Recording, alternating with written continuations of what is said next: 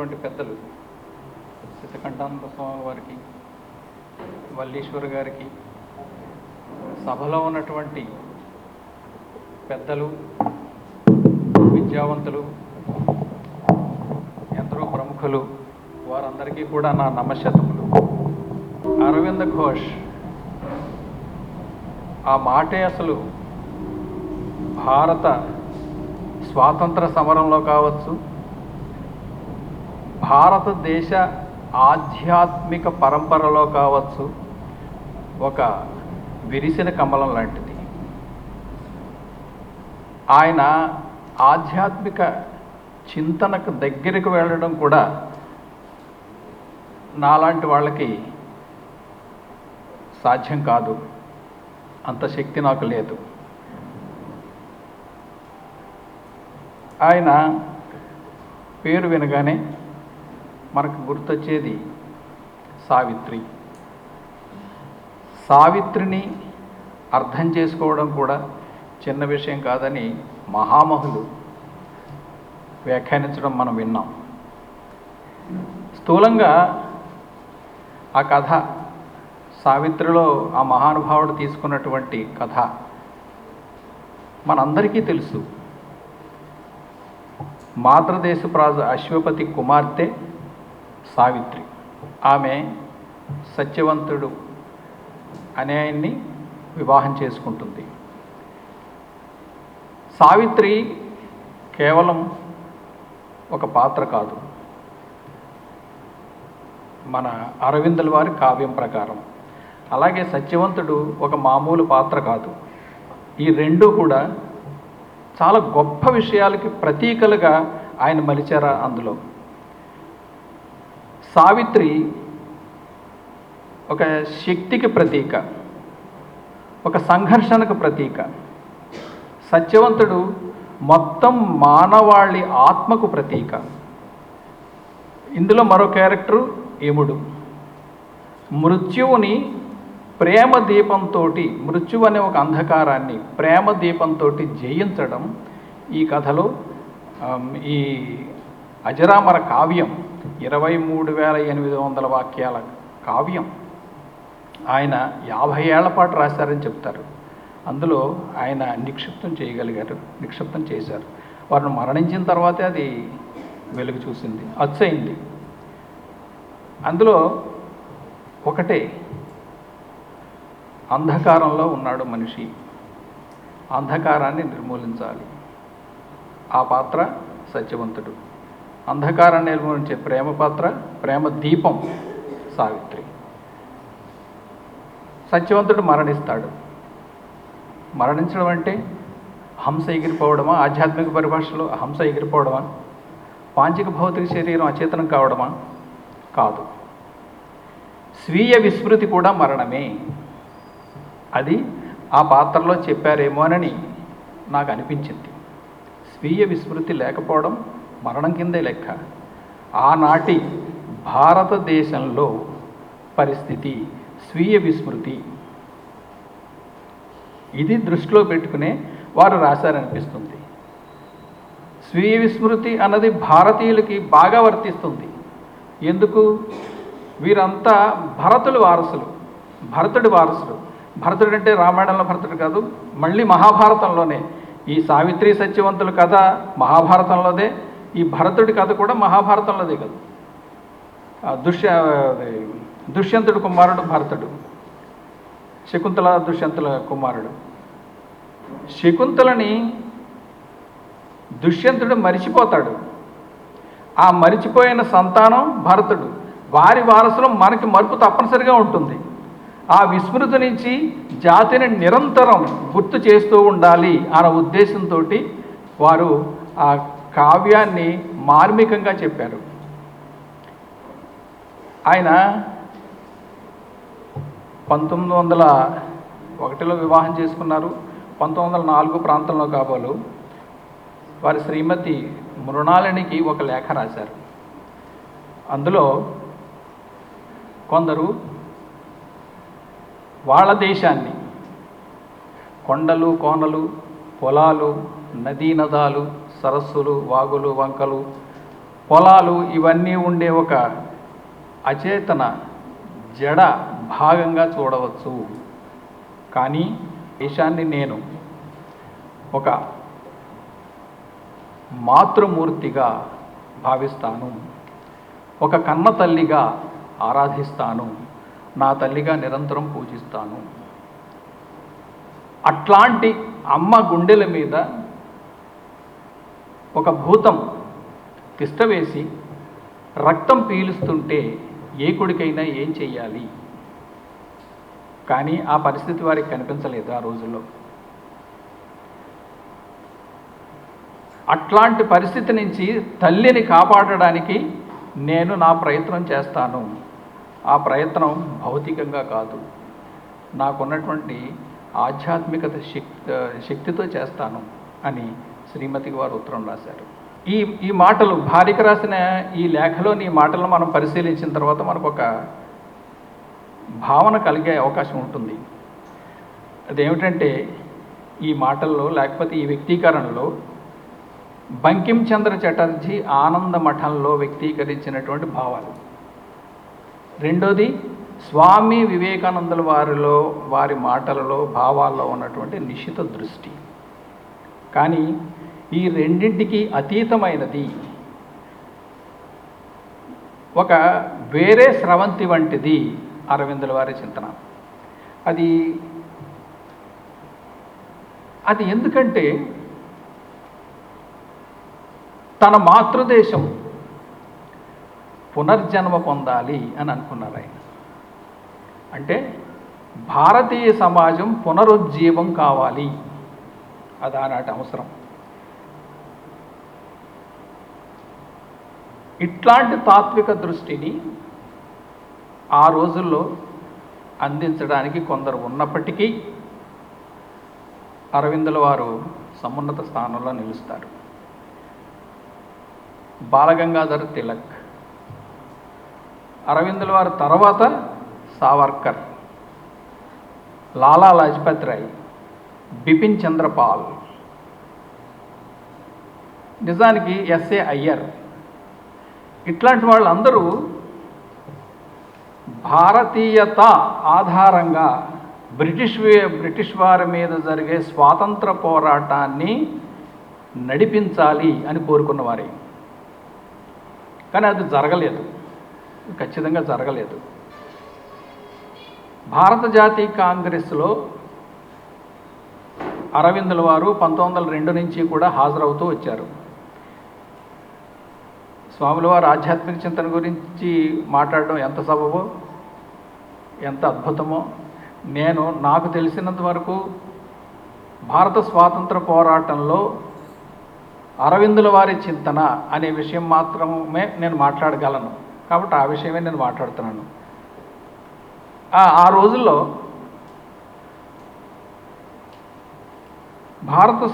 భారత జాతీయ కాంగ్రెస్ స్థాపన, భారత జాతీయ కాంగ్రెస్ స్థాపన అనేది Allan Octavian Hume 1885 December 28 start చేశారు. ఇవన్నీ మామూలు విషయాలు. అలెన్ ఆక్టేవియన్ హ్యూమ్ స్థాపించాడు కాబట్టి, అతడు ఆంగ్లేయుడు కాబట్టి ఆ సంస్థ ఆవిర్భావానికి అవకాశం భారతదేశంలో వచ్చింది అని గోపాలకృష్ణ గోఖలే అంతటి వాడు అంటాడు. ఆయన 1882 నుంచి ప్రయత్నం చేశాడు హ్యూమ్. 1882లో కలకత్తా యూనివర్సిటీ పట్టభద్రుల సమావేశంలో మీ దేశ పరిపాలనలో, మీ దేశ వ్యవహారాలలో మీరు భాగస్వాములు కావలసి ఉంటుంది, అందుకోసం ప్రయత్నించండి అని చెప్పాడు ఆయన. బాగుంది. 1884లో అడయార్లో జరిగినటువంటి దివ్యజ్ఞాన సమాజం సమావేశాలకు కూడా ఆయన హాజరయ్యారు. అక్కడే కాంగ్రెస్ స్థాపనకు సంబంధించినటువంటి ఇంకొక అడుగు పడింది అక్కడ. ఆయన ఆ సమావేశాలకు ఎందుకు వెళ్ళాడంటే దివ్యజ్ఞాన సమాజం సభ్యుడైన హిమాలయాల్లో ఉండే కొందరు యోగుల ప్రేరణతో భారత జాతీయ కాంగ్రెస్ వంటి ఒక సంస్థను నిర్మించడానికి అది ఒక వేదిక అభిప్రాయాలు వ్యక్తం చేసే వేదిక మాత్రమే. ఆనాడు రాజకీయ పార్టీ కాదు, అది మీ పెద్దలకు తెలుసు. హిమాలయాల్లో ఉన్నటువంటి కొందరు యోగుల ప్రేరణతో అది స్థాపించాడు అంటారు. కానీ 1888 తరువాత అసలు దివ్యజ్ఞాన సమాజానికి సంబంధించి హ్యూమ్కు ఉన్నటువంటి అవగాహన, లేకపోతే తనకున్న అవగాహనని రాజకీయాల మీద కొంచెమైనా ప్రసరింపచేయాలన్నటువంటి ఆలోచన ఏ భారత జాతీయ కాంగ్రెస్ నేతలోనూ కనిపించదు. వారిని వ్యక్తిగతంగా ఎట్లాంటి ఆరోపణలు చేయలేము. మహానుభావులు గోపాలకృష్ణ గోఖలే, ఫిరోజ్ షా మెహతా, దాదాబాయి నవరోజీ, పనపాకం ఆనందాచార్యులు, జీవి సుబ్రహ్మణ్య అయ్యర్ మహోన్నతులు, సందేహం లేదు. కానీ జాతి నిర్మాణానికి ఆ మట్టికి సంబంధం ఉందన్న విషయాన్ని వారు నిస్సంశయంగా విస్మరించారని చెప్పవచ్చు, నిస్సందేహంగా చెప్పవచ్చు. అది కాంగ్రెస్ని ఎటువైపు నడిపించింది. 1907 సంవత్సరంలో సూరత్ కాంగ్రెస్, అరవిందుల వారు అధ్యక్షులు సూరత్ కాంగ్రెస్కి. సూరత్ కాంగ్రెస్ అసలు బొంబాయిలో జరగాలి, కానీ ఫిరోజ్ షా మెహతా అనే పెద్ద ఆయన దాన్ని సూరత్కి తీసుకెళ్ళాడు. కారణం, తిలక్ ప్రభృతుల ప్రభావం సమావేశాల మీద పడకుండా ఉండడానికి. ఆ సమావేశానికి పెద్దలు అరవిందుల వారిని అధ్యక్షులు చేశారు. కానీ తిలక్ మీద అదే సభలో చెప్పు విసిరారు. ఇది ఎందుకు చెప్పవలసి వచ్చిందంటే, భారత జాతీయ కాంగ్రెస్లో మొదటి నుంచి కూడా జాతీయత, భారతీయత కలిపి నడిపించాలన్నటువంటి ఆలోచనని పక్కన పెడుతూనే వచ్చారు. బహుశా అరవిందుల వారికి ఇది నచ్చే విషయం ఎట్లాగూ కాదు.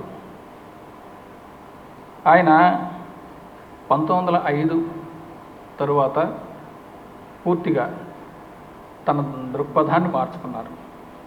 1907లో ఈ ఘటన జరిగిన తర్వాత ఆయన పూర్తిగా తిలక్ వైపు వచ్చారు. ఆయన తిలక్ను సమర్థించడం మొదలుపెట్టారు. తిలక్ తర్వాత భారతదేశంలో అంతటి నాయకుడు, అంతటి ఆధ్యాత్మిక చింతన కానీ, లేకపోతే భారతీయత పట్ల ఉన్నత అభిప్రాయం కలిగి ఉన్న వ్యక్తిగా కానీ ఆయన చరిత్రలో నిలిచారు. ఒక్కసారి పెద్దలు చెప్పినప్పటికీ కూడా వారి జీవిత విశేషాల దగ్గరికి ఒకసారి వెళ్ళవలసి ఉంటుంది. దానికి ఆయన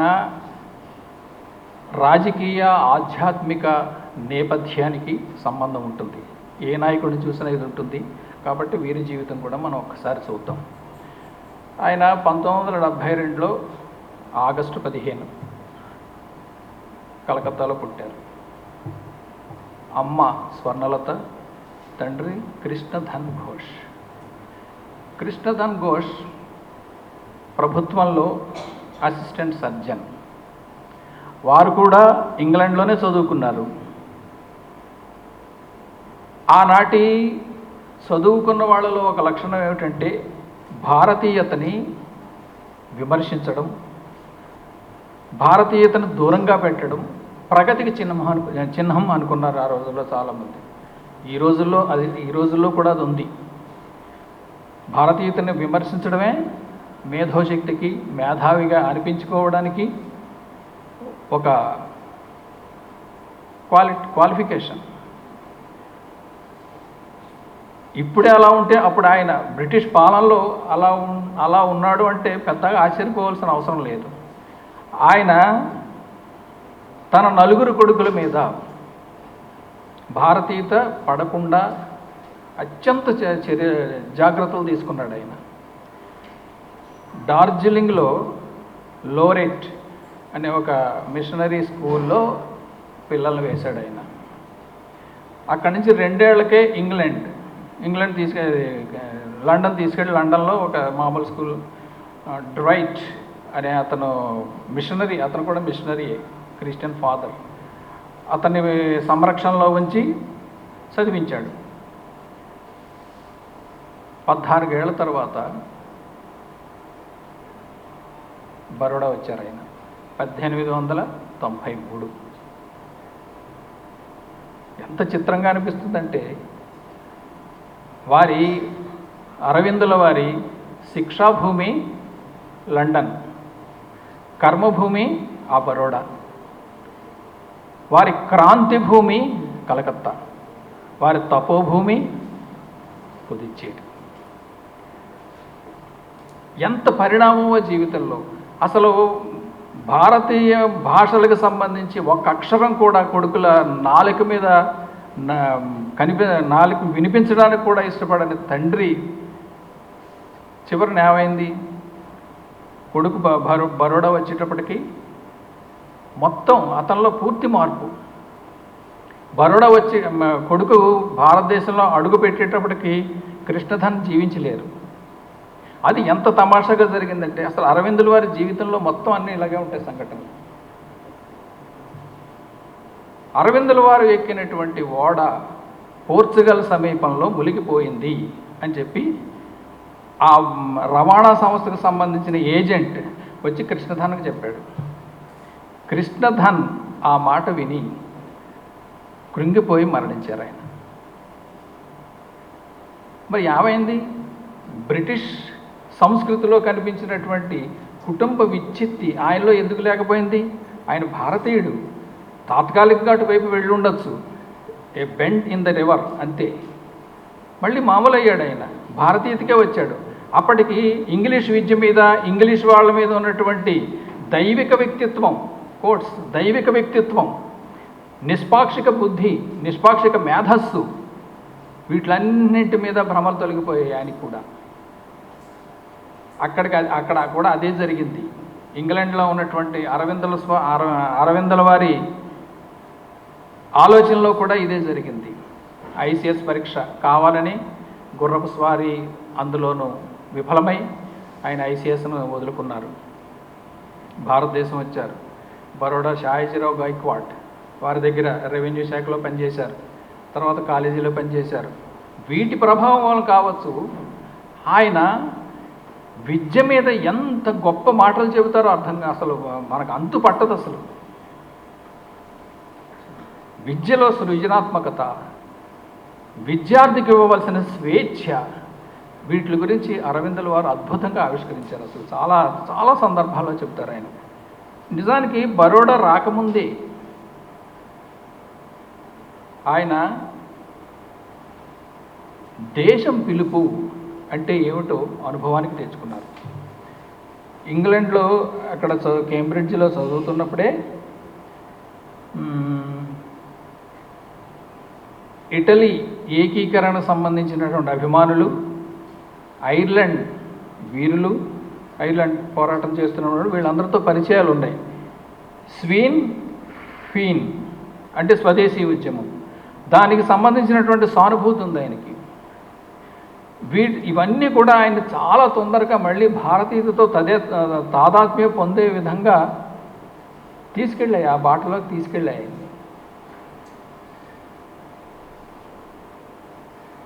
విదేశీ పాలన కాదు,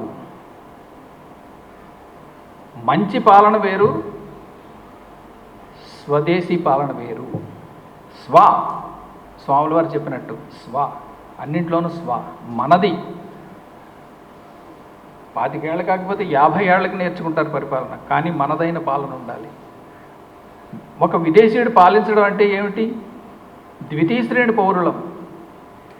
ప్రతిభ, కళ, వీటికి ఎక్కడా విలువ ఉండదు.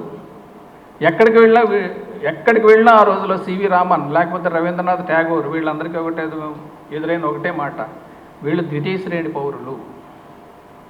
ఆ పరిస్థితిలో ఎందుకు ఉండాలి భారతదేశం?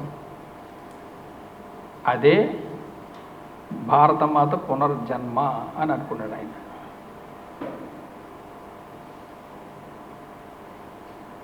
అప్పటి చాలామంది నాయకుల్లాగే ఇటలీ ఏకీకరణకి ఎంతో శ్రమించిన, పోరాడినటువంటి మ్యాజనీ, గారిబాల్డి, అరవిందుల వారికి, చాలామంది నాయకులకి ఆ రోజున, అక్కడ తిలక్, సావర్కర్, నెహ్రూ, వీళ్ళకు కూడా మ్యాజినీ అంటే చాలా ఇష్టం. అట్లాగే ఈయనకి కూడా ఆయన స్ఫూర్తి ఉంది. కేంబ్రిడ్జ్ భారతీయ విద్యార్థుల సంఘం, కేంబ్రిడ్జ్ మజ్లిస్, అందులో సభ్యుడు. ఇది బయటికి తెలిసింది, కానీ తెలియంది ద లోటస్ అండ్ డాగర్ అనే రహస్య సంస్థలో ఆ రోజునే పనిచేశారు ఆయన ఒక కవితలో చెప్పుకుంటాడు, ఆయన కవిగా మహోన్నత శిఖరాలను చూసిన వారు కాబట్టి ఆయన ఒక చోట చెబుతాడు, ఆవలించిన 1000 గాయాల శరీరంతో నేను బాధపడుతున్నాను అంటారు. ఆవలించిన 1000 గాయాల శరీరం తనది అంటాడు. అట్లాంటి శరీరంలో ఉన్న అంతరాత్మను పట్టుకోవడం అనేది చిన్న విషయం కాదు. ఆ ఆత్మని మనం దర్శించగలగడం అనేది చిన్న విషయం కాదు. ఇక్కడికి వచ్చిన వెంటనే తన తప్పిదాలు తెలుసుకున్నారా అన్నట్టేమో, అక్కడ నేర్చుకున్న 6 వివిధ దేశాల భాషలు కాకుండా వచ్చిన వెంటనే ఆయన చేసిన మొట్టమొదటి పని హిందీ, గుజరాతీ, బెంగాలీ 3 నేర్చుకున్నారు ఆయన. అప్పుడు మాత్రమే మౌనంగా రోధిస్తున్నటువంటి ఈ భూమి ఆక్రందన ఆయన గుండెను తాకింది. భారతీయ భాషల్లోంచి ఆయన దాన్ని స్వీకరించగలిగారు.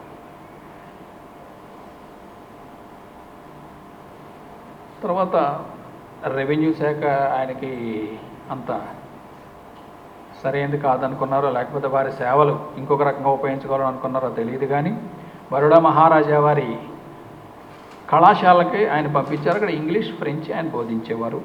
సరే, ఆయన కొన్ని విషయాలు ఎప్పటికీ ఈ తరానికి, ఆ తరానికి కాదు, ఈ తరానికి కాదు, బహుశా రేపటి తరానికి కూడా ఉపయోగపడేలాగే ఉంటాయి. ఆయన మన శత్రువు ఎక్కడో లేడు, మనలోనే ఉన్నాడు. అవి ఏమిటి? మనలోని భయం, మనలోని స్వార్థం కూడా. ఆయన కాంగ్రెస్ పట్ల తనకున్నట్టు వ్యతిరేకతని ఏ విధంగానూ దాచుకోలేదు. ఆయనకి కేజీ దేశపాండే అని ఇంగ్లాండ్లో చదువుతున్నటువంటి ఒక ఫ్రెండ్ ఉండేవాడు. ఇంగ్లాండ్లో ఫ్రెండ్ ఆయన చదువుతున్నప్పుడు. ఆయన బొంబాయి కేంద్రంగా హిందూ ప్రకాశ్ అని ఒక మ్యాగజైన్ స్టార్ట్ చేశారు, ఆయన ప్రారంభించారు. అందులో ఆర్టికల్స్ రాశారు ఆయన.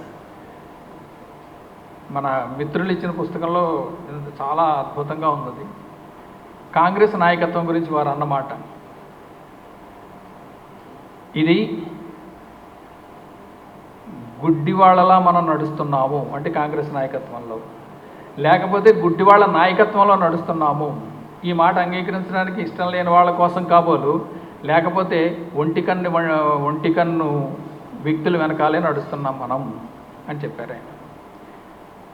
ఏది విజన్? ఏది స్వాతంత్రం వచ్చిన తర్వాత ఏం చేయాలి? స్వాతంత్రం కోసం నిజంగా పోరాడుతున్నావా నువ్వు? పోరాడి బలమైతే స్వాతంత్రం వచ్చిన తర్వాత ఏం చేయాలి నువ్వు? ఆలోచన ఏది కాంగ్రెస్లో? అసలు విన్నపాలు ఏమిటి? చాలామంది చంద్రశేఖర్ ఆజాద్ కానీ లేకపోతే ఇట్లాంటి వాళ్ళందరూ చెప్పిన దాని ప్రకారం అయితే జలియన్ వాలాబాగ్ లాంటి రాక్షస కృత్యం పంజాబ్లో ఆ ఒక్కరోజు 6వ నదిని ప్రవహింపజేసినటువంటి బ్రిటిష్ జాతి విన్నపాలు వేడుకోలతోటి మాట వింటుందా? కేవలం చట్టసభల్లో భారతీయుల ప్రాధాన్యం పెంచడం, ఐసీఎస్ పరీక్షల్లో భారతదేశంలో కూడా నిర్వహించడం, ఇక్కడి నుంచి ఇంగ్లాండ్ వెళ్ళినటువంటి విద్యార్థులకి సౌకర్యాలు కల్పించడం, వీటితో వస్తుందా? వీటితో భారతీయత మళ్ళీ అంకురిస్తుందా? ఇది అనుమానమే, ఎవరో చెప్పలేరు. అది అలాంటి ప్రశ్నలు సహేతుకమే అని, అర్థం లేనివి కానని తర్వాత చరిత్ర రుజువు చేసింది.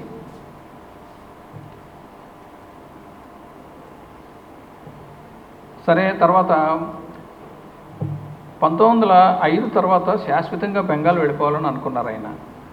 అక్కడ తమ్ముడు, అరవిందుల వారి తమ్ముడు బారియన్ కుమార్ ఘోష్ అనుశీలన సమితి కార్యకలాపాలలో చాలా మందిగా ఉన్నారు. చాలా తలమునకలై ఉన్నారు అప్పటికి. ఖుదీరామ్ బోస్ కూడా అందులో పనిచేసేవారు. అలీపూర్ కుట్ర కేసు ఇందులో చూశారు. అలీపూర్ కుట్ర కేసులో అరవిందుల వారికి సంబంధం లేకపోయినప్పటికీ అరెస్ట్ చేశారు. ఆ అరెస్ట్ కూడా, ఆ జైలు జీవితం కూడా ఆయనకి ఒక కొత్త మలుపిచ్చింది. అలీపూర్ జైల్లో ఉండగానే కొన్ని మాటలు ఆయనకి వినిపించేవట. ఆ మాటలు వివేకానంద స్వాముల వారివి అని చెప్పుకున్నాడు ఆయన. దాని నుంచి బయటకు వచ్చిన తర్వాత ఆధ్యాత్మిక జీవితంలో పూర్తిగా వెళ్ళిపోయారు ఆయన. ఆ 1 సంవత్సరమే జైలు జీవితం. ఆయన మొత్తం రాజకీయ జీవితం ఏమిటంటే 1902 నుంచి 1910, అంటే పాండిచ్చేరి వెళ్ళిపోయే వరకు. కానీ భారత స్వాతంత్ర పోరాటం మీద, భారతీయ తాత్వికత మీద, రాజకీయ తాత్వికత మీద అరవింద్ ఘోష్ ప్రభావం అపారమైనది. 8 ఏళ్లే కావచ్చు, కానీ తర్వాత కూడా ఆయన ప్రభావం ఉంది. అనుశీలన సమితి కేసులో అరెస్ట్ అవ్వడం, తర్వాత ఆయన పూర్తిగా ఆధ్యాత్మిక జీవితంలోకి వచ్చినప్పటికీ కూడా బ్రిటిష్ వాళ్ళు వెంటాడడం ఆపలేదు.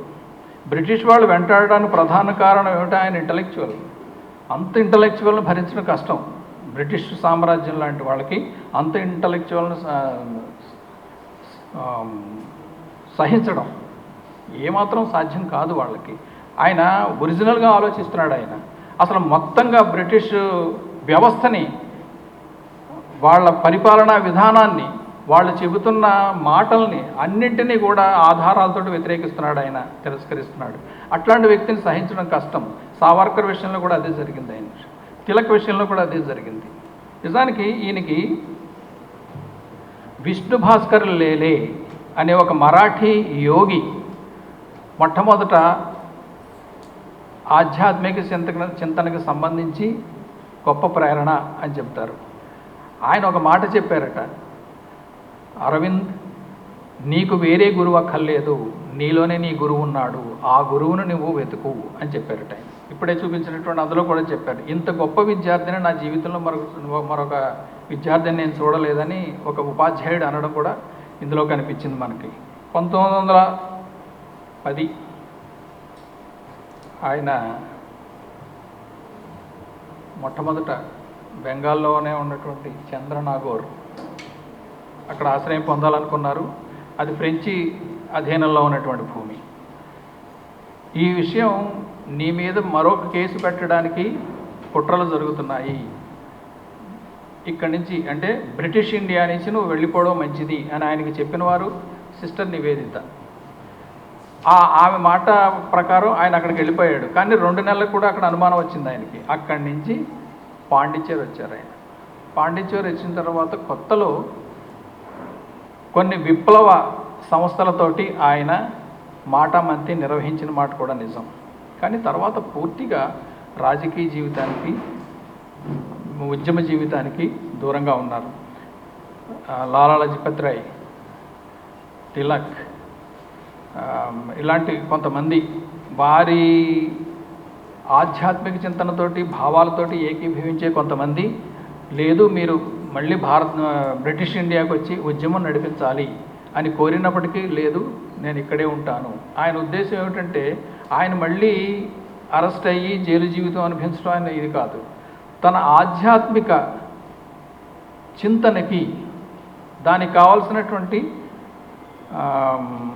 లోన్లీనెస్కి బ్రిటిష్ ఇండియాలో స్థానం ఉండదు అనే ఉద్దేశంతో మాత్రమే ఆయన అక్కడ ఉండిపోయారు. అక్కడ ఆయన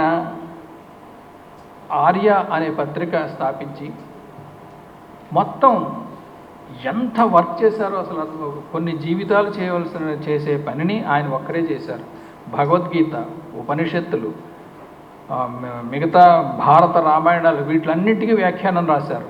అంతేకాదు షేక్స్పియర్, గెథే వీళ్ళ కావ్యాలకు కూడా వ్యాఖ్యానాలు రాసి పాశ్చాత్య సాహిత్యాన్ని కూడా ఎంతో సేవ చేశారని పేరుంది ఆయనకి.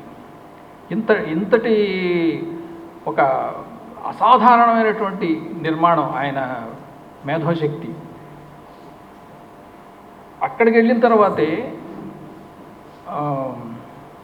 పుదుచ్చేరి వెళ్ళిన తర్వాతే ఆయనలోని యోగి, ఆయనలోని రచయిత విశ్వరూపం దాల్చారు.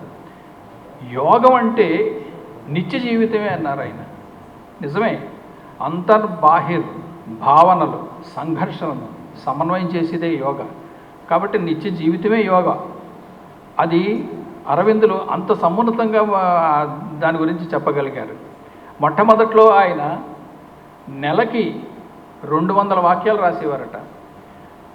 యోగా మొదలుపెట్టిన తర్వాత అరగంటలో 200 వాక్యాలు రాసే శక్తి ఆయనకు వచ్చింది. యోగాలో అంత మమేకమయ్యారు వారు. సరే, వీరందరూ కూడా చెప్పినప్పటికీ కూడా నేను ఇది చెప్తాను. మొట్టమొదట mind super mind, mental supramental, ఆ తర్వాత man super man. Super man అయిన తర్వాత మాత్రమే డివైన్ లైఫ్ గురించి ఆలోచించగలడు, దివ్య జీవనం గురించి ఆలోచించగలడు. అలాంటి పరిస్థితి తప్పనిసరిగా వస్తుంది. ఎంత ఆశావాదో చూడండి ఆయన. ప్రపంచంలో లేకపోతే ముఖ్యంగా భారతదేశంలో అట్లాంటి డివైన్ కాన్షియస్నెస్, దివ్య స్పృహ వస్తుంది తప్పనిసరిగా.